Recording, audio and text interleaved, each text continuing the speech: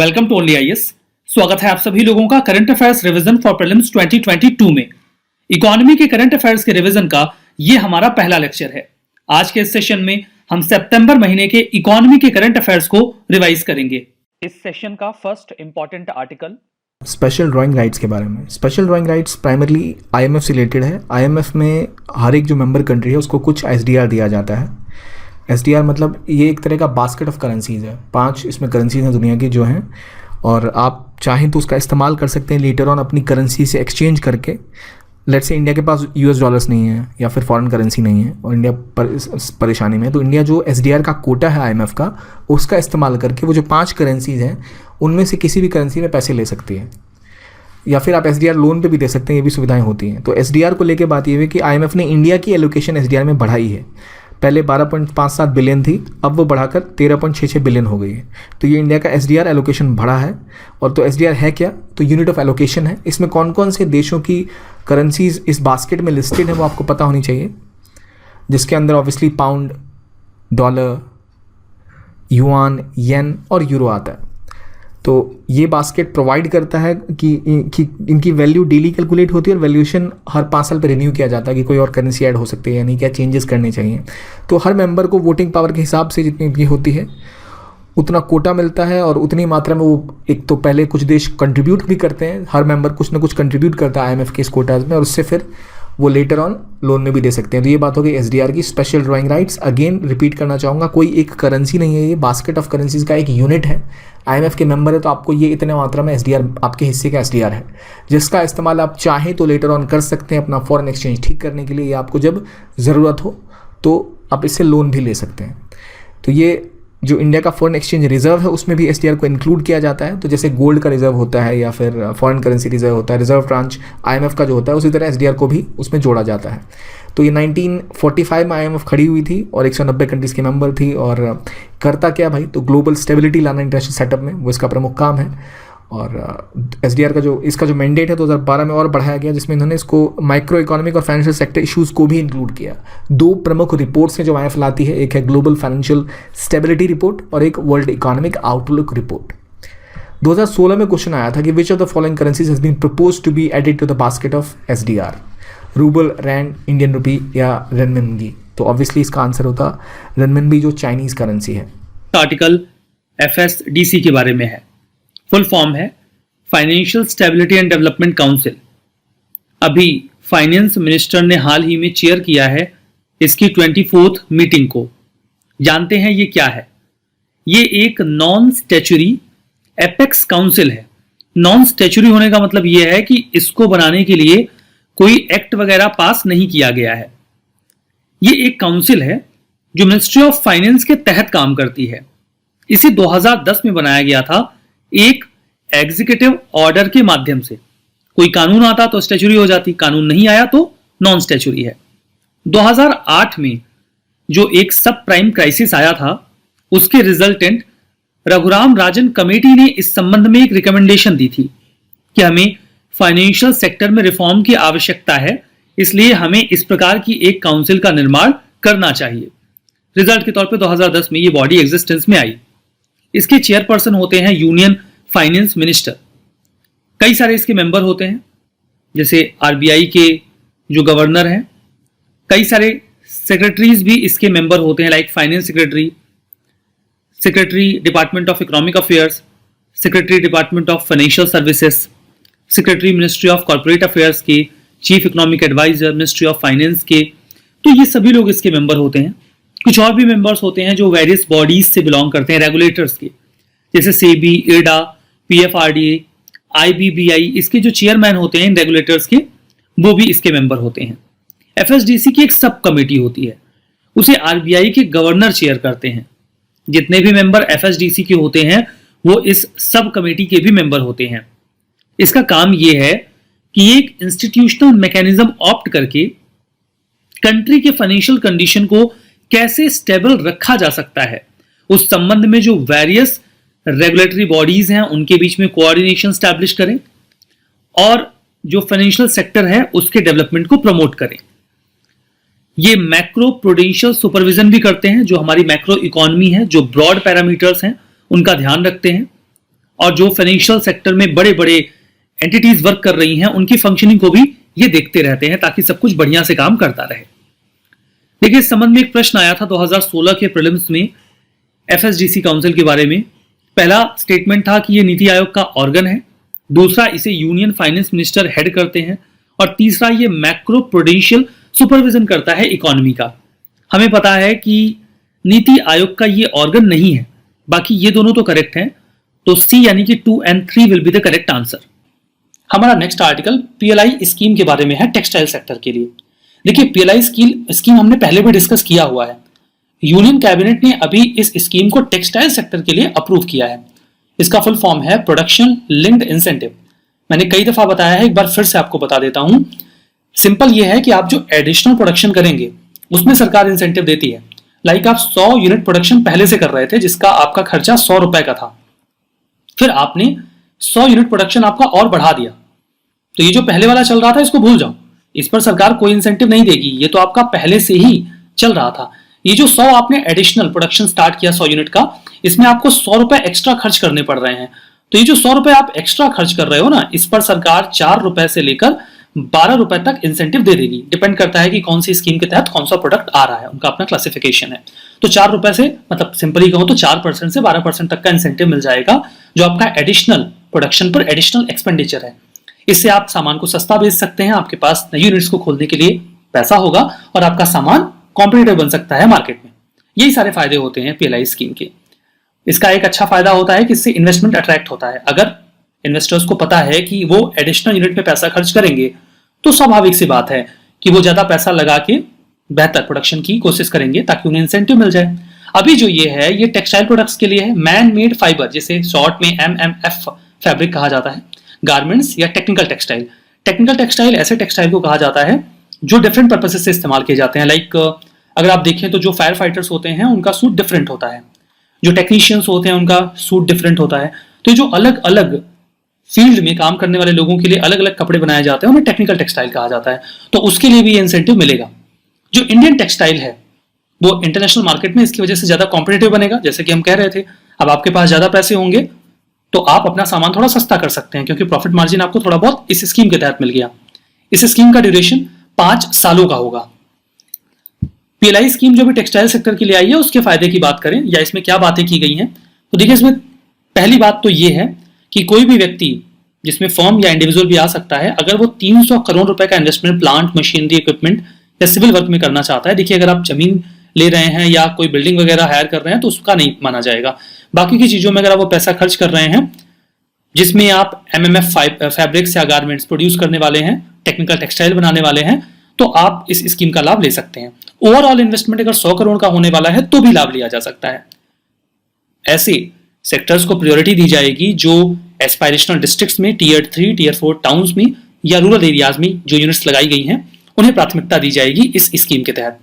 हमारा next article मैं भी डिजिटल 3.0 के बारे में है। Ministry of housing and urban affairs ने कोलैबोरेट किया है ministry of electronics and information tech के साथ, लॉन्च किया मैं भी डिजिटल 3.0 कैंपेन। अब देखिए, कैंपेन पे बहुत अनयूजुअल है कि यूपीएससी सवाल पूछे, लेकिन इसमें आपको एक चीज इंपॉर्टेंट मिलेगी। पहले तो देखिए, ये पीएम स्वनिधि स्कीम का पार्ट है, तो पीएम स्वनिधि इंपॉर्टेंट है, वो हम देखेंगे। कैंपेन कॉन्टेक्स्ट में है तो वो भी समझ लीजिए। पीएम स्वनिधि स्कीम में जो स्ट्रीट वेंडर्स हैं, जो सड़कों के किनारे कुछ दुकानें लगाते हैं, स्टॉल्स लगाते हैं, उन्हें फाइनेंशियल असिस्टेंस देने की बात की गई थी पीएम स्वनिधि स्कीम में। तो जो स्ट्रीट वेंडर्स हैं, इस इनिशिएटिव के तहत 223 सिटीज में हम उन्हें एम्पावर करेंगे कि वो भारत पे, एम स्वाइप, फोन पे, पेटीएम, एसवेयर, इन सभी यूपीआई आईडी, क्यूआर कोड्स, इन सभी चीज़ों को अच्छे से यूज़ कर सकें। उन्हें ट्रेन किया जाएगा ताकि वो डिजिटल पेमेंट ट्रांजेक्शन्स खुद भी कर सकें, ताकि वो एक अच्छे और एडवांस वेंडर बन सकें। अब इस इनिशिएटिव पीएम स्वनिधि की बात करते हैं। Ministry of housing and urban affairs ने 2020 में इसे लॉन्च किया था। सेंट्रल सेक्टर स्कीम थी। सरकार ने कहा था अगर कोई ऐसा वेंडर है जो 24 मार्च 2020 को या उसके पहले दुकान लगा के अपना कामकाज किया करता था, वो 10,000 रुपए तक का लोन ले सकता है बैंक से। जो ब्याज उसे देना होगा उसका 7% सरकार दे देगी अगर वो रेगुलर पेमेंट करेगा तो। इसके लिए उसे कोई कोलैटरल, कोई चीज रखनी नहीं पड़ेगी, लोन ऐसे ही मिल जाएगा। सिडबी को अपॉइंट किया गया था इसकी इंप्लीमेंटेशन के लिए। 24 मार्च की डेट क्यों चुनी गई? आपको याद होगा ये पहले लॉकडाउन की डेट है, उसके बाद स्ट्रीट वेंडर्स को बहुत लॉस हुआ था, तो उन्हें मदद करने के लिए इनिशिएटिव लाया गया था। तो इसमें ग्रेडेड गारंटी कवर प्रोवाइड किया गया है ताकि जो लैंडिंग इंस्टीट्यूशंस हैं वो आसानी से लोन दे दें। अगर आपने 10,000 का लोन आराम से टाइम से दे दिया तो आप बाद में 20,000 और 50,000 का लोन भी ले सकते हैं। 50 लाख स्ट्रीट वेंडर्स को मदद करने का प्लान बनाया गया था, बढ़िया प्लान था। हमारा next article transport and marketing assistance scheme के बारे में है, आप इसे शॉर्ट में टीएमए स्कीम कह लीजिए। ये कुछ स्पेसिफिक एग्रीकल्चर प्रोडक्ट्स के लिए अभी फिर से रिवाइज किया गया है। अभी इसके बारे में बात करेंगे, लेकिन मन में सवाल होगा कि रिवीजन क्या हुआ है। सबसे पहले आपको बता देता हूं कि रिवाइज क्या किया गया है।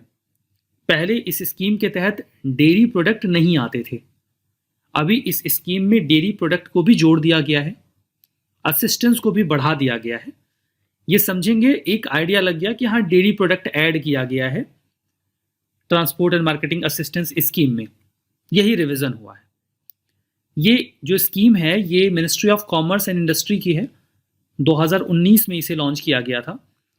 क्योंकि देखिए एग्रीकल्चर प्रोडक्ट के लिए है तो मन में शंका हो सकती है कि मिनिस्ट्री ऑफ एग्रीकल्चर का हो सकता है, बट ऐसा नहीं है, मिनिस्ट्री ऑफ कॉमर्स का है। ये ऑब्जेक्टिव यही है कि जब भी यहाँ के एक्सपोर्टर्स एग्रीकल्चर प्रोडक्ट को एक्सपोर्ट करते हैं तो जो फ्रेट होता है, सामान को एक जगह से दूसरी जगह ले जाना, उसका खर्चा बहुत ज़्यादा आ जाता है।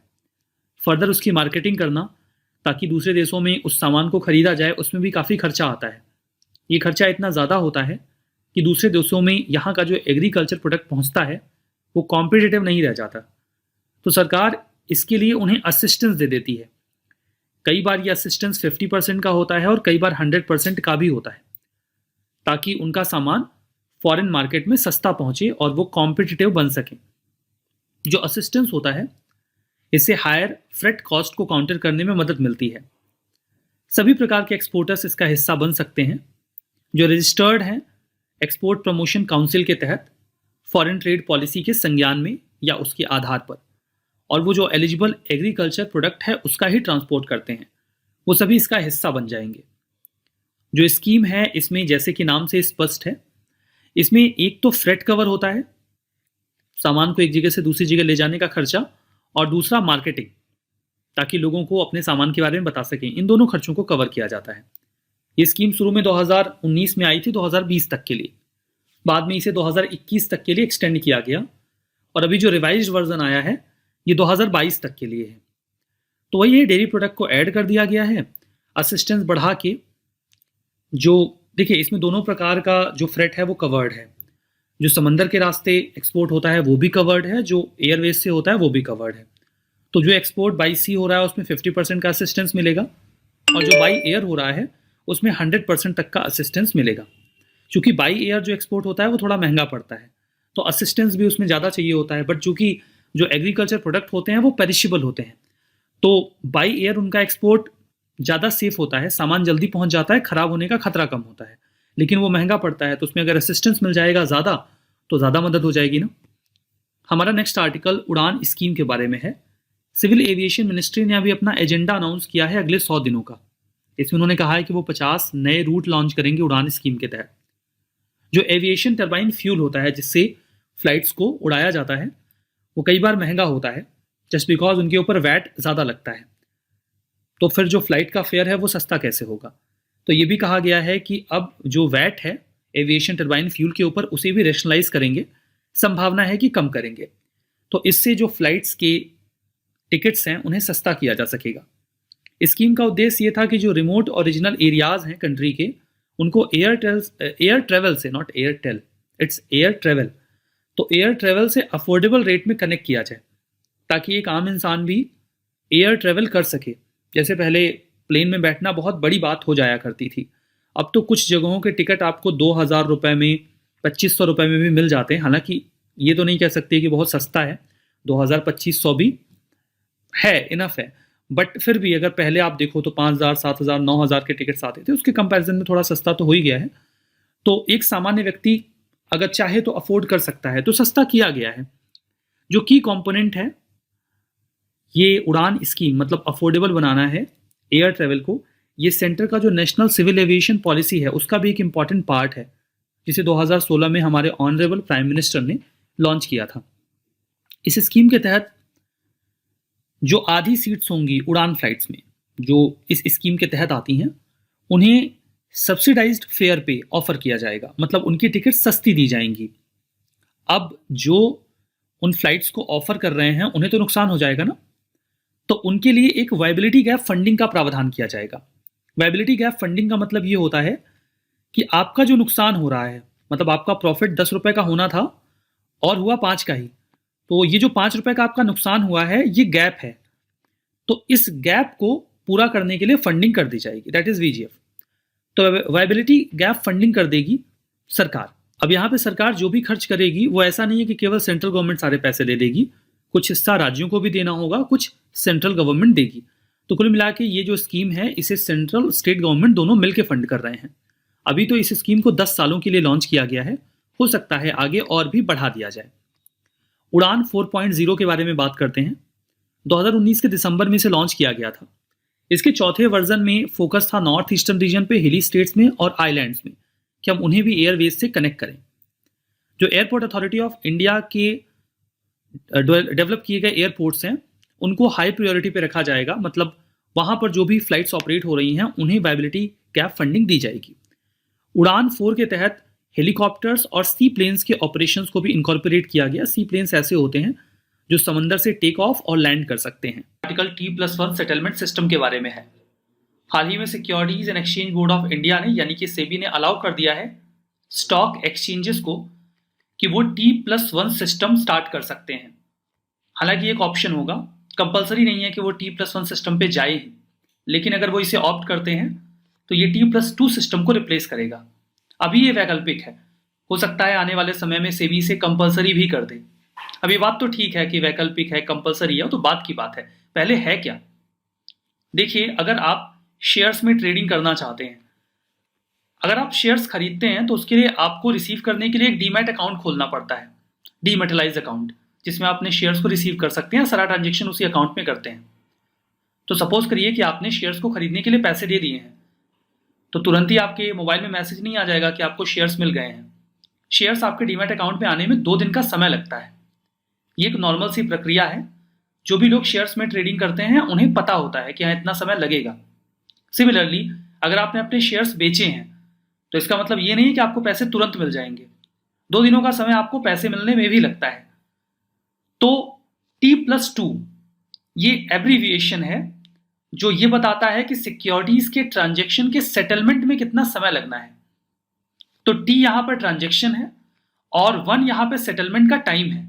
जैसे अभी जो व्यवस्था चल रही है वो T+2 है, 2003 के पहले जो व्यवस्था थी वो T+3 थी।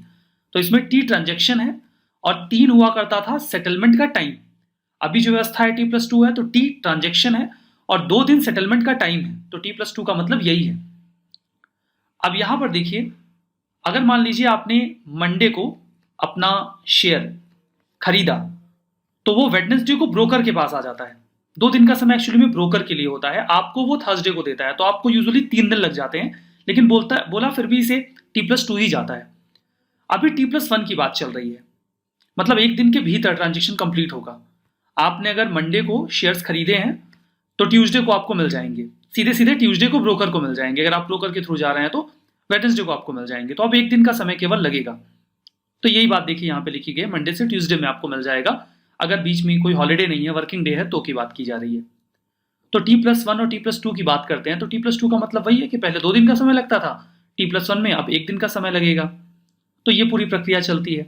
अब इसका फायदा होगा, इन्वेस्टर्स के पास जल्दी पैसा आ जाएगा तो वो इसका इस्तेमाल किसी डिफरेंट कंपनी के शेयर्स वगैरह खरीदने में कर सकते हैं, दिक्कत नहीं होगी। हालांकि फॉरेन इन्वेस्टर्स इस बारे में कंसर्न रेज कर रहे हैं। उनका ये कहना है कि आप तो 1 दिन का टाइम दे दोगे कि 1 दिन के अंदर सारा सेटलमेंट करो। हम डिफरेंट ज्योग्राफी में वर्क करते हैं, वहाँ टाइम जोन अलग चलता है, इन्फॉर्मेशन के फ्लो के प्रोसेस में भी प्रॉब्लम आ सकती है, और फॉरेन एक्सचेंज से एसोसिएटेड भी कई तरीके की समस्याएं होती हैं। तो हम 1 दिन में कैसे ये पूरा सेटलमेंट करेंगे? तो यही सब बातें चल रही हैं, बट ठीक है, आप समझ गए कि T+1 सेटलमेंट सिस्टम का मतलब क्या होगा। हमारा next article national financial reporting authority के बारे में है, NFRA। NFRA लगातार इंगेज कर रहा है वेरियस स्टेक होल्डर्स के साथ। उन्होंने अभी हाल ही में एक एडवाइजरी ग्रुप बनाने की बात की है, पैरेलली एक रिसर्च सेल भी बनेगा जो इस एडवाइजरी ग्रुप को असिस्ट करेगा, सपोर्ट करेगा। कॉन्टेक्स्ट तो ठीक है, NFRA नाम भी ठीक है, बट एग्जैक्टली है क्या? देखिए, बहुत सारी जो कंपनियां हैं वो जो भी अपना अकाउंटिंग का काम करती हैं, उन्होंने कितना सामान बेचा, कितना प्रॉफिट हुआ, कितना इन्वेस्टमेंट था, इन सब के लिए उन्हें ऑडिटिंग करवानी पड़ती है। ऑडिटिंग क्यों करवानी पड़ती है? सपोज करिए कंपनी ए है, इसने जितने भी इनवॉइसेस वगैरह जनरेट किए हैं, जितना पैसा मिला है, जितना खर्च हुआ है, इन सब की ऑडिटिंग ये एक ऑडिटिंग फर्म एक्स से करवाएंगे। अब सवाल ये है, ये खुद क्यों नहीं कर लेंगे? खुद ये इसलिए नहीं करेंगे क्योंकि जब ये बैंक बी के पास जाएंगे लोन मांगने के लिए, तो बैंक बी कंपनी ए से ये बोलेगा कि आप अपनी कंपनी की ऑडिटिंग रिपोर्ट मुझे दीजिए। आप कह रहे हैं कि आपका 1000 करोड़ का टर्नओवर है, मैं कैसे मान लूं? आप किसी ट्रस्टवर्दी ऑडिटिंग कंपनी की ऑडिट रिपोर्ट लाके मुझे दीजिए ताकि मैं आप पे भरोसा करके आपको लोन दे सकूं। तो कंपनी एक्स एक ट्रस्टवर्दी ऑडिटिंग कंपनी है जिससे कंपनी ए अपना ऑडिट करवाएगी और इसकी रिपोर्ट बैंक बी को सौंप देगी। उसी के आधार पर बैंक बी कंपनी ए को लोन देगा। तो आप समझ गए होंगे कि आखिर कोई कंपनी अपनी ऑडिटिंग खुद क्यों नहीं करती और किसी third party trustworthy auditing company से ऑडिट क्यों करवाती है। अब देखिए, यहीं पे सारा लफड़ा होता है। लफड़ा ये होता है कि अगर कंपनी ए ने ऑडिटिंग फर्म एक्स से कोलैबोरेट कर लिया, एक साठगांठ बना ली, तो वो कंपनी एक्स से जो भी ऑडिट रिपोर्ट चाहेंगे, जो फर्म है, ऑडिट फर्म है, उससे जो भी ऑडिट रिपोर्ट चाहेंगे वो बैंक बी को दिलवा सकते हैं और उसके बेसिस पे ज्यादा लोन भी ले सकते हैं या मार्केट को मैनिपुलेट कर सकते हैं। बिल्कुल ऐसा ही कई सारे स्कैम्स में हुआ भी है। अगर आपको 2009 का सत्यम स्कैम याद हो, जो कि 14,000 करोड़ का स्कैम था, उसमें भी सारा लफड़ा ऑडिटिंग में किया गया था। सत्यम कंप्यूटर्स एक्चुअली में एक कंप्यूटर फर्म थी, आईटी फर्म थी। वो जो उनकी ऑडिट कंपनी थी उससे ज्यादा प्रॉफिट शो करवाते थे, जिसके बेसिस पे बैंक से खूब सारा लोन लेते थे और उनके शेयर्स के दाम भी काफी हाई रहते थे, जबकि उनका ओवरऑल जो वैल्यूएशन है उतना होता नहीं था। 2003-4 की बात है, 2-3-4 की, उस समय रियल स्टेट काफी हाइप था। तो वो इस अपनी सत्यम कंप्यूटर्स की हाइप का फायदा उठा के इन्वेस्टमेंट अट्रैक्ट करते थे और उस पैसे को डाइवर्ट कर देते थे रियल स्टेट में। उन्हें लगता था रियल स्टेट से जो फायदा होगा उससे वो अपने उस वैल्यूएशन को कंपनसेट कर लेंगे। लेकिन 2008 में जब सब प्राइम क्राइसिस आया तो पूरा रियल स्टेट कोलैप्स कर गया और वो कंपनसेट कर नहीं पाए वो मैनिपुलेशन जो वो कर रहे थे। तो 2009 में उन्होंने खुद को दिवालिया घोषित किया। तब पता चला कि इतना बड़ा सत्यम स्कैम हुआ था। जो उनकी ऑडिट फर्म थी उसे भी 2 साल के लिए बैन कर दिया गया। सिमिलरली 2014 में जो पीएनबी घोटाला हुआ था, नीरव मोदी वाला, जो 11,000 करोड़ का घोटाला था, उसमें भी ऑडिटिंग का मैनिपुलेशन बहुत ज्यादा था। तो ये लफड़ा होता है। ऑडिटिंग फर्म ने अगर सही ऑडिट रिपोर्ट नहीं दी है तो मार्केट मैनिपुलेट होता है। इसी कमी को दूर करने के लिए सरकार ने प्लान बनाया 2018 में कि हम एक independent national financial reporting authority तैयार करेंगे जो इन कंपनीज के ऑडिटिंग का पूरा ब्यौरा रखेगा, स्टैंडर्ड डिसाइड करेगा कि आखिर ऑडिटिंग कैसे होगी। ऑडिटिंग बहुत इंपॉर्टेंट होती है कंपनीज की। तो ये जो नेशनल फाइनेंशियल रिपोर्टिंग अथॉरिटी है, इसका काम ये है कि कंपनीज की ऑडिटिंग बढ़िया से हो, उसमें किसी भी प्रकार का कोई फेरबदल, मैनिपुलेशन ना हो। कंपनीज एक्ट 2013 के सेक्शन 132 का इस्तेमाल करके अक्टूबर 2018 में इसे बनाया गया। इसमें एक चेयरपर्सन होंगे जिन्हें सेंट्रल गवर्नमेंट अपॉइंट करेगी और 15 मेंबर होंगे। काम ये होगा कि अकाउंटिंग और ऑडिटिंग की पॉलिसीज एंड स्टैंडर्ड्स को डिसाइड करें। वो एंटिटीज जो अकाउंटिंग स्टैंडर्ड्स बनाए गए हैं उन्हें इन्फोर्स करने वाली जो बॉडीज हैं उन्हें मॉनिटर करना।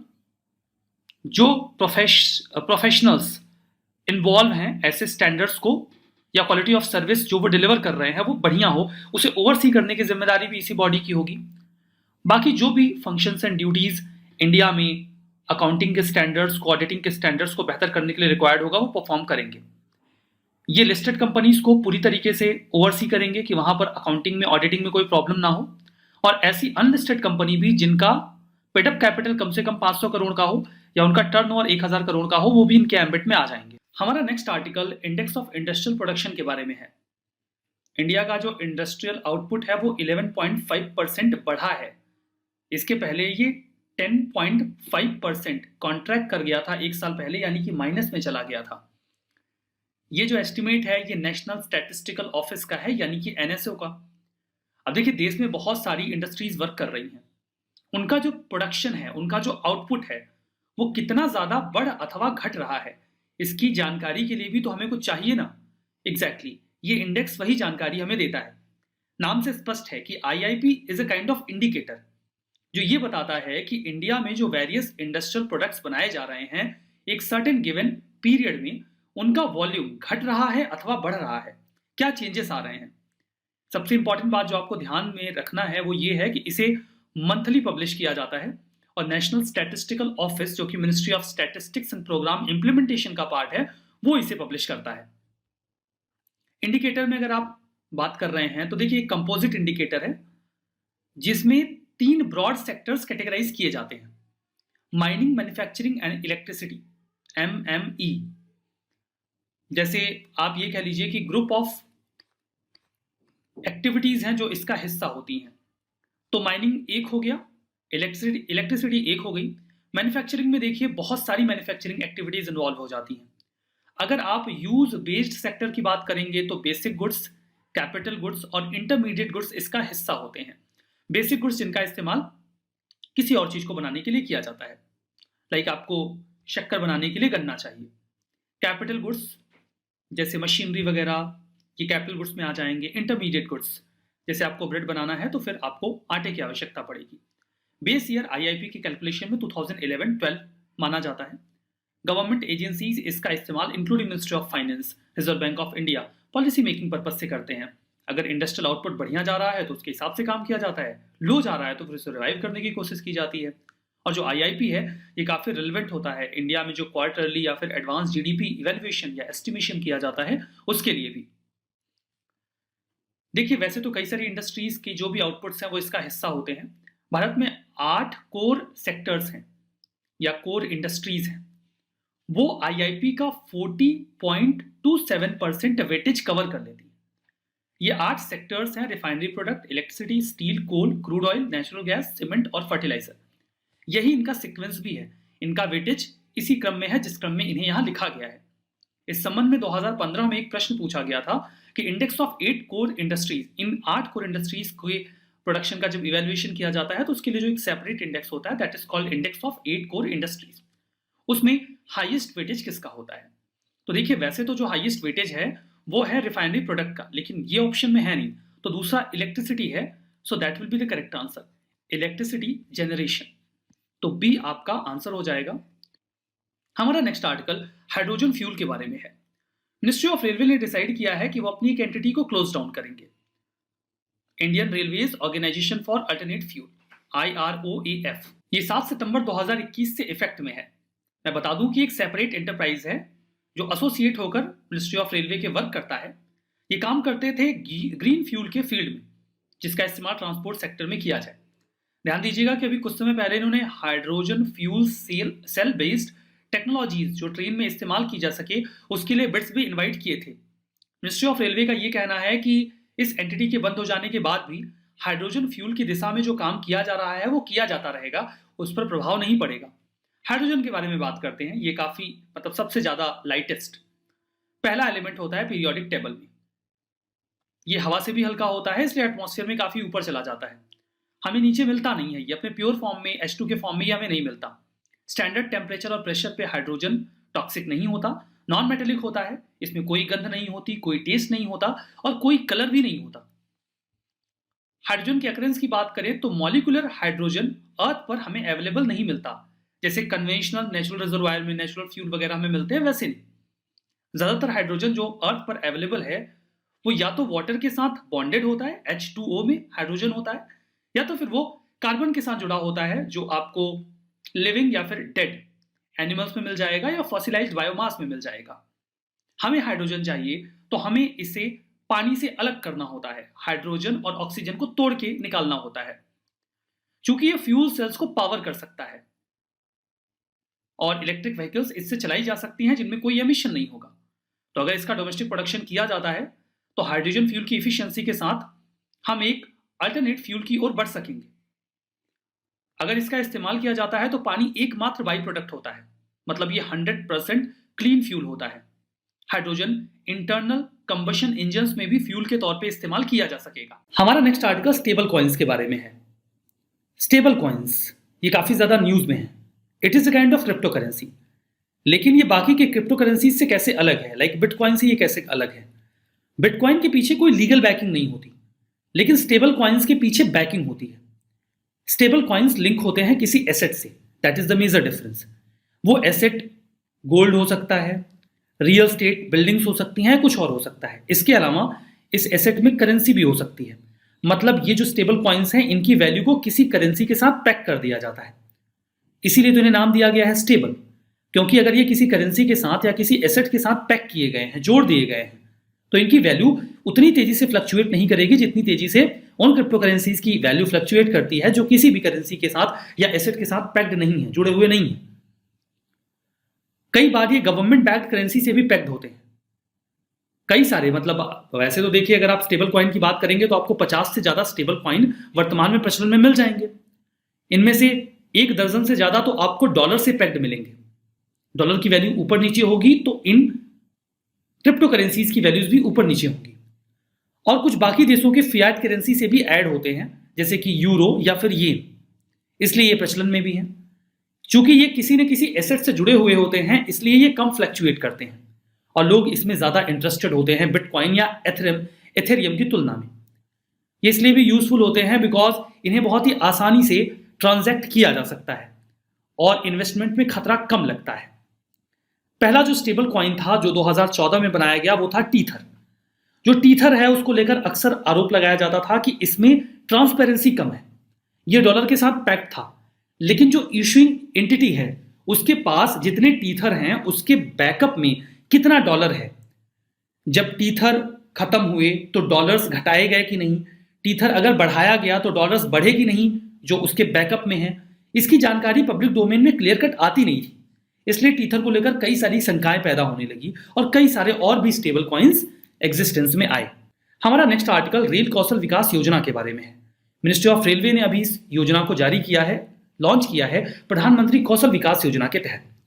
इसमें हम यंगस्टर्स को ट्रेन करेंगे ऐसे सेक्टर्स में जिसमें रेलवे में जॉब मिलती है, जैसे कि इलेक्ट्रीशियन, वेल्डर, मैकेनिस्ट और फीडर, और बाकी के ट्रेड भी आगे जोड़े जाएंगे। उनको ट्रेनिंग दी जाएगी और ट्रेन करने के बाद उनको एक प्रकार की अप्रेंटिस होगी जो अप्रेंटिस एक्ट 1961 के तहत होगी। उद्देश्य ये होगा कि हम यंगस्टर्स को ऐसी स्किल दें कि वो रेलवे में जॉब अवेल कर सकें। आने वाले 3 सालों में 50,000 कैंडिडेट को ट्रेन करने का प्लान है। 10th पास्ड ऐसे कोई भी व्यक्ति जो 18 से 35 वर्ष की आयु के बीच हैं वो इस प्रकार की ट्रेनिंग के लिए अप्लाई कर सकते हैं। लेकिन ध्यान दीजिएगा कि अगर आपने ये ट्रेनिंग ले लिया है इसका मतलब ये नहीं है कि आप क्लेम करेंगे कि आपको रेलवे में जॉब मिले। उसके लिए तो जो नॉर्मल प्रक्रिया है वो आपको फॉलो करनी होगी, मतलब कि आपको एग्जाम्स वगैरह क्लियर करने होंगे, लेकिन आप स्किल्ड होंगे। कई सारे काम रेलवे कॉन्ट्रैक्टर्स को दे देती है और उनके अंडर में बहुत सारे लोग काम करते हैं। तो जो लोग काम करते हैं उनकी रीस्किलिंग और अपस्किलिंग भी इस प्रकार के कौशल विकास योजना में की जाएगी। आर्टिकल ग्लोबल इनोवेशन इंडेक्स 2021 के बारे में है। अभी इसे हाल ही में रिलीज किया गया है। कौन इसे पब्लिश करता है ये सबसे इंपॉर्टेंट इंफॉर्मेशन होगी यहाँ पर, और जवाब आपके सामने है वर्ल्ड इंटेलेक्चुअल प्रॉपर्टी ऑर्गेनाइजेशन यानी कि वीपो। यूपीएससी अक्सर इंडेक्स वगैरह पे सिंपल सा प्रश्न यही पूछ लेती है कि इस इंडेक्स को कौन जारी करता है। तो ग्लोबल इनोवेशन इंडेक्स के लिए सही जवाब वर्ल्ड इंटेलेक्चुअल प्रॉपर्टी ऑर्गेनाइजेशन होगा। हालांकि इसके साथ ही साथ इनका एसोसिएशन होता है पोर्टुलेंस इंस्टीट्यूट के साथ, और कुछ जो और कॉर्पोरेट नेटवर्क पार्टनर्स हैं वो भी इनकी मदद करते हैं। ये जो पूरा इंडेक्स है ये 132 वर्ल्ड इकोनॉमीज को यानी कि देशों को इवेल्युएट करता है कि उनकी इनोवेशन कैपेबिलिटी क्या है। यहां पर इनोवेशन का मतलब जो एग्जिस्टिंग टेक्नोलॉजीज या मैकेनिज्म्स हैं उनमें किसी नए इंप्रूवमेंट को लेकर है कि कुछ नया किया गया, कोई नया बदलाव आया, इसे इनोवेशन कहा जाएगा। इसमें देखिए अगर इंडिकेटर्स की बात करें तो हर देश की इनोवेशन कैपेबिलिटी को जज करने के लिए लगभग 80 इंडिकेटर्स यूज किए जाते हैं और इन इंडिकेटर्स को हम लार्जली 2 ग्रुप्स में डिवाइड कर सकते हैं, इनोवेशन इनपुट और इनोवेशन आउटपुट। मतलब हर देश अपनी ओर से इनोवेशन को बढ़ावा देने के लिए क्या कर रहा है, क्या इनपुट्स उसमें लगा रहा है, और उन इनपुट्स को लगाने के बाद उस कंट्री में इनोवेशन को लेकर क्या आउटपुट निकला, क्या रिजल्ट्स आए, इन्हीं बेसिस पे ये इवैल्यूएशन किया जाता है। तो इनोवेशन इनपुट में नंबर आता है इंस्टीट्यूशंस का, ह्यूमन कैपिटल और रिसर्च पे कितना खर्चा किया जा रहा है, काम किया जा रहा है, इंफ्रा कैसा है, मार्केट सोफिस्टिकेशन और बिजनेस सोफिस्टिकेशन कैसा है, मतलब इसको लेकर लोगों के बीच में अवेयरनेस कितनी है और वहां पर कितना बढ़िया नवाचार या डेवलपमेंट हो रहा है। इनोवेशन आउटपुट की बात करेंगे तो नॉलेज और टेक्नोलॉजी आउटपुट आता है और क्रिएटिव आउटपुट, मतलब क्या नया हो रहा है। अब ये तो बात हो गई इस इंडेक्स के बारे में। इस साल क्या निकल के आया है ये भी जान लेते हैं। टॉप 5 में वही पुराने देश हैं, स्विट्जरलैंड, स्वीडन, यूएस और यूके। ये टॉप 5 में पिछले 3 सालों से बने हुए हैं। रिपब्लिक ऑफ कोरिया ने for the first time top 5 में जगह बनाई है। इंडिया की बात करें तो इंडिया के रैंक में भी सुधार आया है। जहां 2020 में इंडिया की रैंक 48 हुआ करती थी, उसमें 2 पायदान का उछाल लेते हुए हमने रैंक अवेल की है 46th। इंडिया की अगर आप ट्रेजेक्टरी देखेंगे तो विल फाइंड कि इनोवेशन के मामले में इंडिया लगातार इंप्रूव कर रहा है। 2015 में इंडिया की रैंक 81 थी और 2021 में ये बढ़कर 46 हो गई है। मतलब हमने अच्छा काम किया है। इंडिया में साइंस और इंजीनियरिंग के डिसिप्लिन में जो ग्रेजुएट्स निकल रहे हैं और कॉर्पोरेट सेक्टर में जो रिसर्च और डेवलपमेंट में इन्वेस्टमेंट किया जा रहा है, इसी की वजह से हमारी रैंक लगातार इंप्रूव हो रही है। तो ये सारी बातें ग्लोबल इनोवेशन इंडेक्स के बारे में। हमारा next article Khavda renewable energy park के बारे में है। हमारे प्राइम मिनिस्टर ने अभी कुछ समय पहले फाउंडेशन स्टोन रखा था, दूसरी वजहों से भी ये न्यूज में है। ये दुनिया का सबसे बड़ा रिन्यूएबल एनर्जी पार्क बनेगा तैयार होने के बाद। गुजरात के कच्छ में सिचुएटेड है। इंडिया और पाकिस्तान के बॉर्डर पे है, ख्वादा नाम की जगह पे। ये 30 गीगावाट क्लीन एनर्जी जनरेट करेगा। ये एक हाइब्रिड रिन्यूएबल एनर्जी पार्क है। हाइब्रिड होने का मतलब ये है कि इसमें सोलर एनर्जी और विंड एनर्जी दोनों का ही इस्तेमाल किया जाएगा। एक लार्ज बैटरी स्टोरेज सिस्टम भी इसके साथ एसोसिएट किया जाएगा, जिसके कई सारे फायदे होंगे। क्योंकि देखिए, जो विंड एनर्जी या सोलर एनर्जी से बिजली बनती है वो रुक रुक के बनती है। तो अगर हमारे पास एक बड़ी बैटरी स्टोरेज मैकेनिज्म है, सिस्टम है, तो हम बिजली को यहाँ पे स्टोर कर सकते हैं ताकि बिजली बने चाहे रुक रुक कर, लेकिन हम उसका ट्रांसमिशन फ्रिक्वेंट कर सकें, कंटिन्यूअस कर सकें। और भी एडवांटेजेस होंगे, मतलब हम एनर्जी को स्टोर कर पाएंगे तो उसे रीडिस्ट्रीब्यूट करने में कोई दिक्कत नहीं आएगी। हमारा नेक्स्ट आर्टिकल स्पिन स्कीम के बारे में है। Spin strengthening the potential of India scheme, ये अभी हाल ही में khadi and village industries commission KVIC ने लॉन्च किया है। पॉटर्स के लिए है, क्योंकि वही तो पहिए को स्पिन करके बर्तन बनाते हैं ना, पॉटर्स। उद्देश्य यह है कि वो सेल्फ सफिशिएंट बने। उद्देश्य ओवरऑल इसका यह है, इनिशिएटिव का, कि हम इस तरीके से फैसिलिटीज प्रोवाइड करवाएं कि जो पॉटर्स हैं उन्हें बिना किसी दिक्कत के hassle free low interest bank loan मिल जाए, कम ब्याज पर लोन उन्हें मिल जाए, ताकि उन्हें पैसा मिलेगा तो अपने बिजनेस को थोड़ा डाइवर्सिफाई कर सकते हैं, उससे उनकी इनकम बढ़ेगी। ऑब्जेक्टिव यह है कि हम सस्टेनेबल डेवलपमेंट की ओर आगे बढ़ें और जो लोकल लेवल पे काम करने वाले लोग हैं, आर्टिशंस हैं, उनको सेल्फ एम्प्लॉयमेंट प्रोवाइड करवाएं। जो हमारे ऑनरेबल प्राइम मिनिस्टर की कमिटमेंट है, जॉब टू एवरी हैंड, हर हाथ में काम, इसी इनिशिएटिव के उद्देश्य से इसे आगे बढ़ाया गया है। फीचर्स की बात करें तो नो सब्सिडी प्रोग्राम है। सरकार की ओर से कोई सब्सिडी नहीं दी जा रही है, केवल उन्हें हैसल फ्री लोन प्रोवाइड करवाया जा रहा है, that too on low interest. तो ये लोन जब उन्हें मिल जाएगा, ये एक्चुअली प्रधानमंत्री शिशु मुद्रा योजना के तहत लोन उनको दिलवाया जाएगा। इससे जो गवर्नमेंट का एक्सचेकर है उस पर कोई फाइनेंशियल बर्डन नहीं आएगा। जो बेनिफिशियरीज हैं उन्हें इजी इंस्टॉलमेंट में लोन रीपे करने का मौका दिया जाएगा, वो सेल्फ सफिशिएंट बने, यही उद्देश्य है। इससे उनकी डिपेंडेंस गवर्नमेंट सब्सिडी के ऊपर कम होगी और वो खुद को सेल्फ रिलायंट बना पाएंगे। केवीआईसी एक स्टैच्यूटरी बॉडी है, मतलब इसके लिए कोई कानून आया होगा। Khadi and village industries commission act 1956 में आया था। ये काम करता है ministry of micro small and medium enterprises के तहत। 2017-18 में इन्होंने हनी मिशन प्रोग्राम चलाया था शहद के लिए, और इनका बोल्ड इनिशिएटिव काफी पॉपुलर रहा। Bamboo oasis on land in drought, ये इन्होंने राजस्थान के उदयपुर के निचला मांडवा विलेज में स्टार्ट किया था। हमारा next article national single window system के बारे में है। वैसे तो ये काइंड ऑफ पोर्टल है, पोर्टल वगैरह से यूपीएससी प्रश्न कम पूछती है, लेकिन ये पोर्टल इंपॉर्टेंट है। Union minister of commerce and industry ने इसे लॉन्च किया है इन्वेस्टर्स और बिजनेसेस के लिए। डीपीआईआईटी यानी कि department of promotion of industry and internal trade ने इन्वेस्ट इंडिया के साथ मिलकर इस पोर्टल को लॉन्च किया है। ये एक सिंगल डैशबोर्ड है जहां पर जो बिजनेसेस हैं वो वेरियस क्लियरेंस के लिए अप्लाई कर सकते हैं। प्रोसेस जो प्रोग्रेस है उसे ट्रैक कर सकते हैं। अगर कोई क्वेरीज है तो वो पूछ सकते हैं, उन्हें रिस्पॉन्स मिलेगा।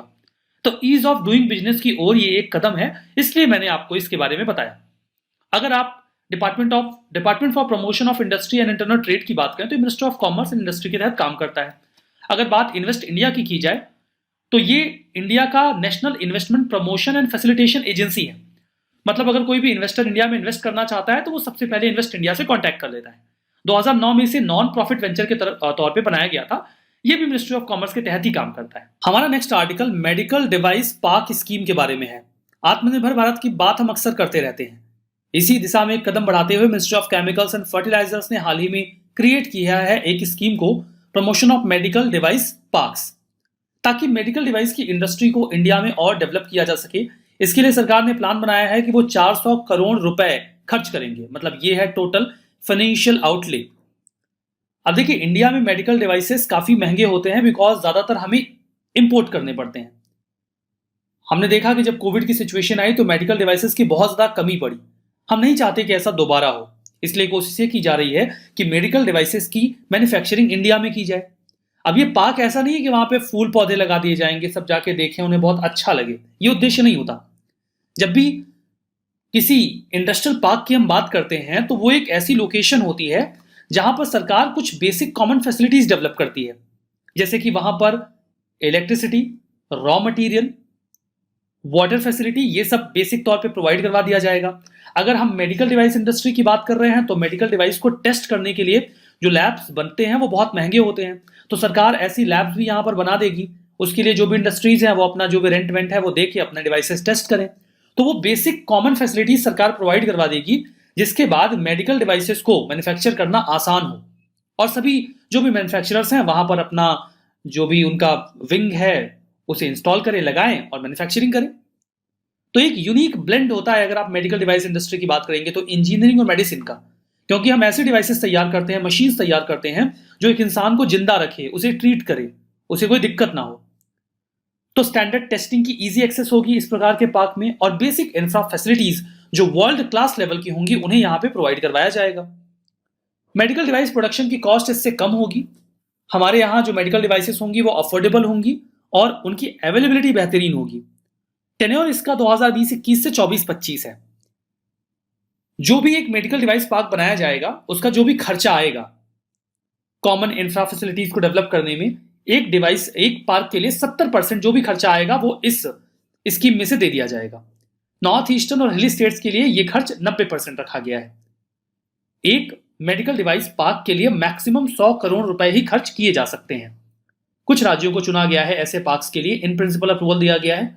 2000 हिमाचल प्रदेश, तमिलनाडु, मध्य प्रदेश और उत्तर प्रदेश। हमारा next article patent amendment rules 2021 के बारे में है। यूएन गवर्नमेंट ने अभी इन रूल्स को इंट्रोड्यूस किया है।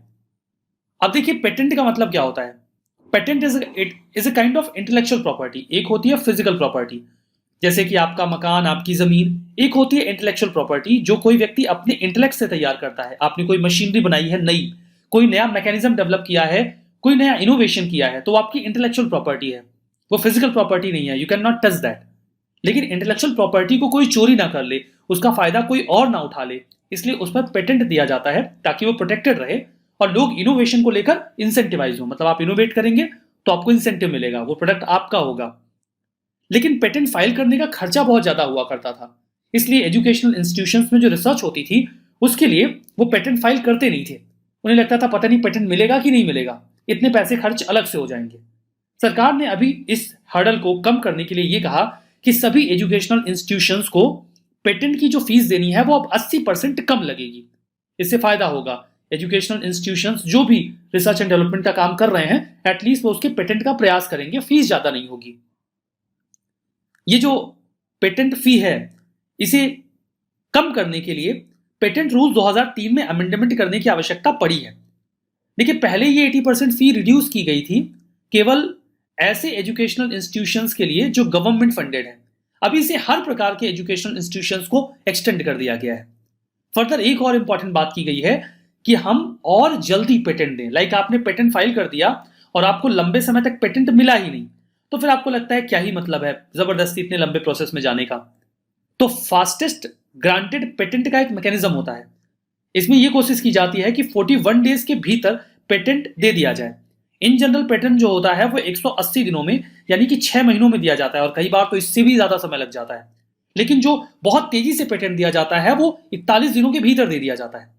शुरू में यह मैकेनिज्म लाया गया था स्टार्टअप के लिए, ताकि स्टार्टअप को अगर आप उनके इनोवेटिव प्रोडक्ट के लिए तुरंत पेटेंट देंगे तो वो और ज्यादा इनोवेशन करेंगे। अभी इसे 8 और कैटेगरीज के लिए एक्सटेंड कर दिया गया है। जैसे कि किसी स्मॉल और मीडियम एंटरप्राइज ने अगर कोई इनोवेशन किया है तो उन्हें 41 दिन के भीतर पेटेंट मिलेगा।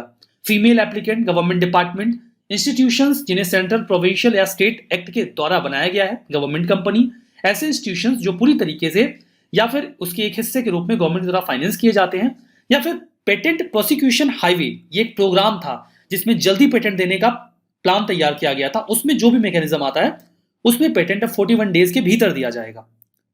अब पेटेंट क्या होता है, देखिए वो बातें यहां पे हैं। ये इंटेलेक्चुअल प्रॉपर्टी को सिक्योर करता है ताकि इनोवेशन को बढ़ावा मिले। पेटेंट आप किसी टेक्निकल इंफॉर्मेशन के लिए ले सकते हैं। इनफैक्ट यहां पर देखिए मतलब ये है कि अगर आप किसी भी चीज के लिए, किसी प्रोडक्ट के लिए या प्रोसेस के लिए पेटेंट लेना चाहते हैं तो उसकी जो टेक्निकल इंफॉर्मेशन है उसे आपको पब्लिक डोमेन में रखना पड़ेगा। आपको पेटेंट मिल जाएगा, वो इंफॉर्मेशन सिक्योर रहेगी, कोई कॉपी नहीं कर पाएगा, वो आपका होगा, बट वो पब्लिक डोमेन में जाएगी। कुछ क्राइटेरिया भी रखा गया है, जैसे आपका जो इनोवेशन है वो डिस्ट्रक्टिव ना हो, वो अच्छा हो, अच्छी उद्देश्य से बनाया गया हो, उसमें कुछ इन्वेंटिव स्टेप हो, कुछ नया हो और उसे इंडस्ट्रियल लेवल पे यूज किया जा सकता हो। एक बार पेटेंट मिलता है तो 20 सालों तक वो एप्लीकेबल रहता है। Next article PMFME scheme seed capital module के बारे में है। सबसे पहले तो इसका फुल फॉर्म क्या है? इसका फुल फॉर्म है प्रधानमंत्री formalisation of micro food processing enterprise. अब यहां पर समझिए कि जो फूड प्रोसेसिंग इंडस्ट्रीज होती हैं, जो पेरिशेबल फूड्स को लंबे समय तक चलने वाले किसी प्रोडक्ट में कन्वर्ट कर देते हैं। अब इसमें छोटे भी एंटरप्राइज होते हैं तो उन्हें माइक्रो एंटरप्राइज आप बोल सकते हैं। इन्हें फॉर्मलाइज करने की बात चल रही है, मतलब इनका सेटअप ऐसा हो, 20 से ज़्यादा लोग काम कर रहे हो, उनका सेटअप बिल्कुल फिक्स हो, वो खुद को रजिस्टर कर लें। तो ऐसी एंटिटीज़ को फॉर्मलाइज करने के लिए ये स्कीम लॉन्च की गई थी। ये स्कीम ऑलरेडी रन कर रही है। अभी इसका सीड कैपिटल मॉड्यूल लॉन्च किया गया है। सीड कैपिटल ऐसे कैपिटल को कहा जाता है जिस कैपिटल के साथ किसी एंटिटी की शुरुआत होती है। लाइक अगर आप किसी कंपनी को शुरू करना चाहते हैं और आपको शुरू में चाहिए 5 लाख रुपए, तो ये 5 लाख रुपए आपके लिए सीड कैपिटल होंगे। Ministry of food processing industries ने ministry of housing and urban affairs के साथ मिलकर इस सीड कैपिटल मॉड्यूल को लॉन्च किया है। इसे लॉन्च किया गया है दीनदयाल अंत्योदय योजना नेशनल अर्बन लाइवलीहुड मिशन का जो पोर्टल है, MIS पोर्टल, इसी पोर्टल पर इस मॉड्यूल को लॉन्च किया गया। ये जो सीड कैपिटल असिस्टेंस है, मतलब ये जो पैसे की मदद है, ये अर्बन सेल्फ हेल्प ग्रुप्स को की जाएगी जो फूड प्रोसेसिंग सेक्टर में ऑलरेडी इन्वॉल्व हैं, ताकि वो अपना साइज थोड़ा बढ़ा सकें और फॉर्मल सेक्टर में एंट्री कर सकें। सीड कैपिटल का जो पूरा मैकेनिज्म ऑप्ट किया गया है उसमें 40,000 रुपए एक सेल्फ हेल्प ग्रुप के मेंबर को देने की बात की गई है। मतलब एक मेंबर के लिए ये अमाउंट है तो ठीक ठाक है। प्रधानमंत्री FME जो स्कीम है ये एक सेंट्रली स्पॉन्सर्ड स्कीम है जिसे ministry of food processing industry ने लॉन्च किया था। ये ऑलरेडी रन कर रही है, जैसा कि मैंने आपसे पहले बताया। इसका भी उद्देश्य यही था कि जो ऑलरेडी एग्जिस्टिंग माइक्रो एंटरप्राइज हैं, जो अनऑर्गेनाइज सेक्टर में वर्क कर रहे हैं फूड प्रोसेसिंग की इंडस्ट्री के फील्ड में, उन्हें थोड़ा और कॉम्पिटिटिव बनाया जाए, इसके लिए उन्हें मदद देने की बात की गई। अब जो मदद दी जा रही है वो 3 तरीके की हो सकती है। एक तो होती है फाइनेंशियल मदद। इसके लिए 10,000 करोड़ का एक आउटले तैयार किया गया है। ये जो पैसा खर्च किया जाएगा ये 5 सालों में खर्च किया जाएगा, 2020-21 से लेकर 24-25 के बीच में। और ये कहा गया है कि लगभग 2 lakh micro food processing units को मदद मिलेगी। दूसरा होता है टेक्निकल असिस्टेंस। जब आप फूड प्रोसेसिंग इंडस्ट्री में जाते हैं तो कई सारे इक्विपमेंट रिक्वायर्ड होते हैं, वो कौन से हैं, कैसे काम करते हैं, ये मदद सरकार की ओर से मिल जाएगी। और तीसरा होता है बिजनेस सपोर्ट। आपने प्रोडक्ट तैयार कर लिया, उसकी मार्केटिंग करना, उसकी ब्रांडिंग करना, ये भी बड़ा काम होता है। और मार्केट लिंक अवेल करना, इसमें भी जो सरकार है वो मदद करेगी। क्या होगा फायदा इस स्कीम का? 40,000 रुपए सेल्फ हेल्प ग्रुप के एक मेंबर को कैपिटल असिस्टेंस मिल जाएगा।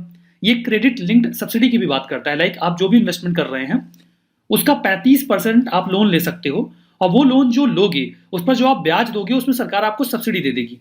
लेकिन ये 35% अमाउंट 10 लाख के ऊपर नहीं होना चाहिए, ये 10 लाख का कैप है। तो हैंड होल्डिंग सपोर्ट भी दिया जाएगा डिटेल्ड प्रोजेक्ट रिपोर्ट बनाने के लिए।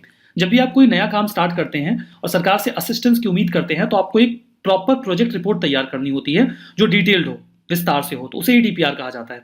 ये कैसे बनेगा, इसमें भी सरकार मदद करेगी। कैपेसिटी बिल्डिंग और ट्रेनिंग सपोर्ट भी दिया जाएगा सरकार की ओर से। हमारा नेक्स्ट आर्टिकल पूसा बासमती 1979 और पूसा बासमती 1985 के बारे में है। ये राइस की वैरायटीज हैं। इन्हें अभी ऑफिशियली रिलीज किया गया हमारे प्राइम मिनिस्टर के द्वारा। इन्हें डेवलप किया गया है Indian agricultural research institute IARI के द्वारा।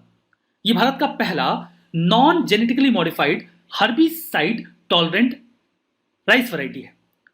अब फर्स्ट एवर नॉन GM, मतलब यूजुअली जो भी हम प्लांट्स डेवलप कर रहे हैं जो हर्बिसाइड्स को हैंडल कर सकें, उसमें उनके जीन्स को मॉडिफाई किया जाता है।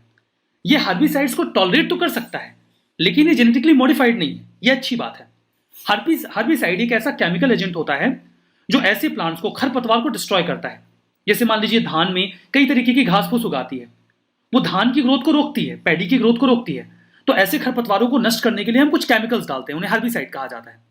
लेकिन होता यह है कि वो उन घास फूस को तो नुकसान पहुंचाते ही हैं, वो पैडी के प्लांट को भी डिस्ट्रॉय कर देते हैं, खत्म कर देते हैं।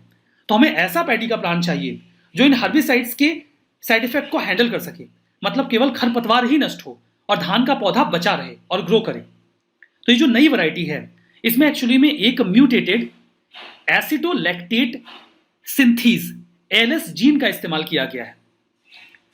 एक्चुअली में जो हर्बिसाइड यूज किया जाता है पैडी में, उसे कहा जाता है इमाजेथैपेर। इमाजेथैपेर ये जो स्प्रे है, ये हर्बिसाइड्स का एक ब्रॉड स्पेक्ट्रम है। इसमें कई तरीके के हर्बिसाइड्स आते हैं। हम इन्हें वीड्स को, मतलब अनडिजायरेबल प्लांट्स को खत्म करने के लिए इसका छिड़काव करते हैं। तो जो इमेजेथाइपर है वो ब्रॉड लीव, ग्रासी और सेज वीड्स जो होते हैं, जो खरपतवार हैं, उनको तो कंट्रोल कर लेगा। नॉर्मल पैडी को भी ये नुकसान पहुंचा देता है, मतलब धान के पौधों को भी खत्म कर देता है। लेकिन जो नई वैरायटी है पूसा बासमती, ये 1979 और 1985, ये उनको नुकसान नहीं पहुंचा पाएगा, क्योंकि जो म्यूटेटेड एलएस जीन है, इसके डीएनए सीक्वेंस में बदलाव किया गया है, जिसके लिए हमने केमिकल म्यूटेंट का इस्तेमाल किया है, जिसका नाम है इथाइल मीथेन सल्फोनेट। अब ये इस हर्बिसाइड को लेकर इस पूसा बासमती को टॉलरेंट बना देता है।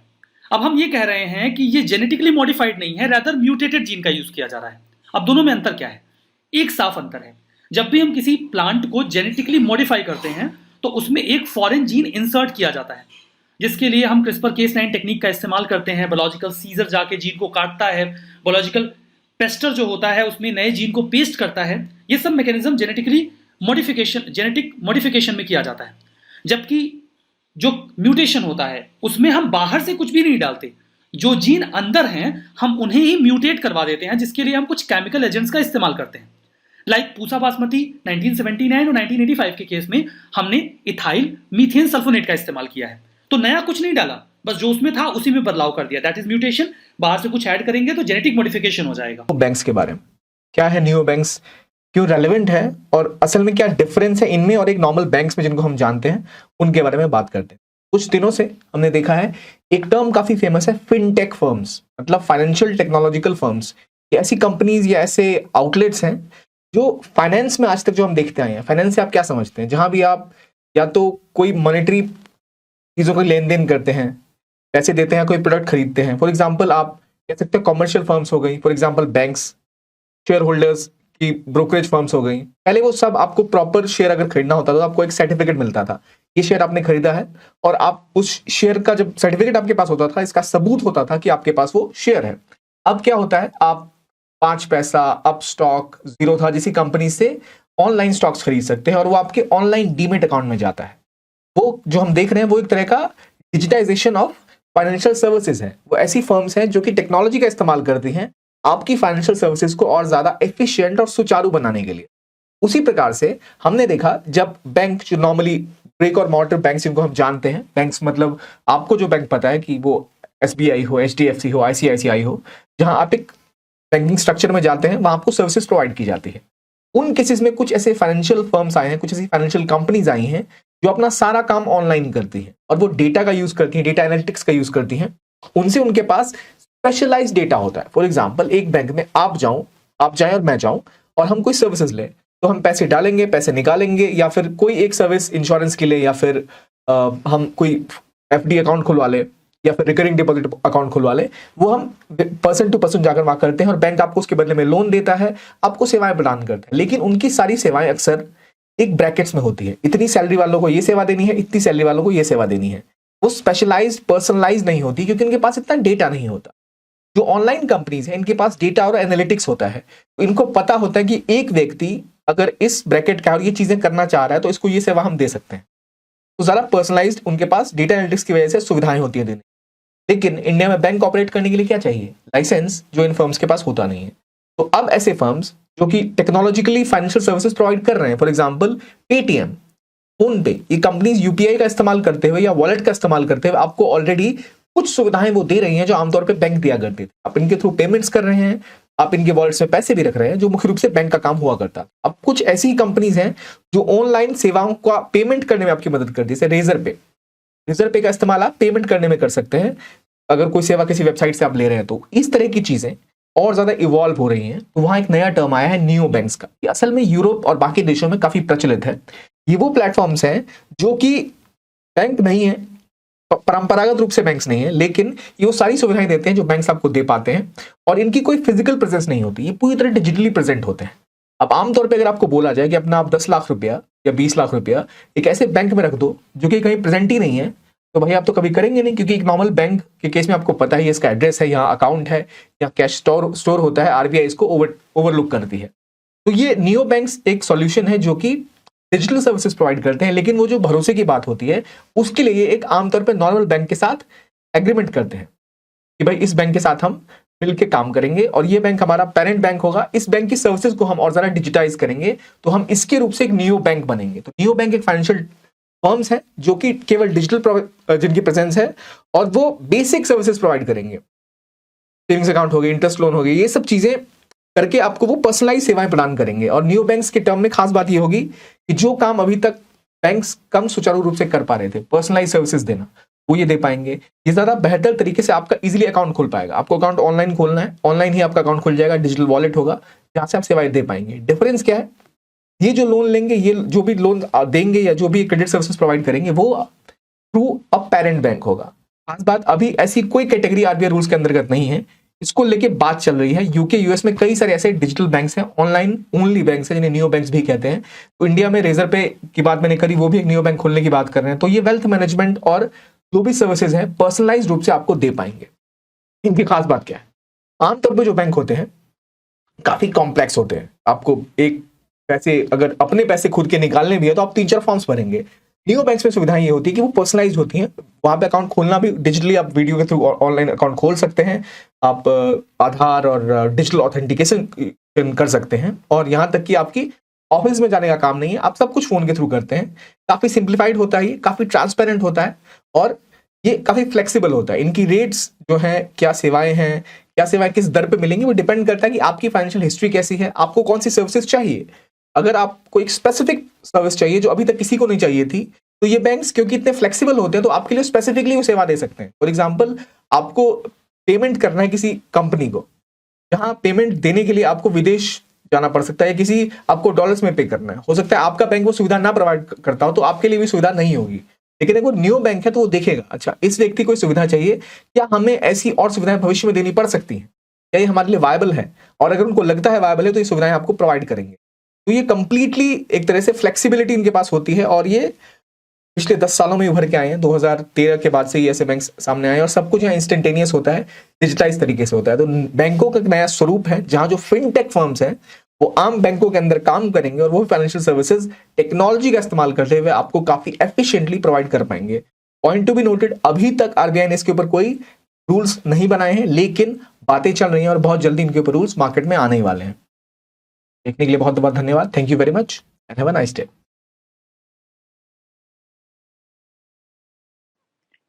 तो आज के इस सेशन में बस इतना ही। Thank you very much.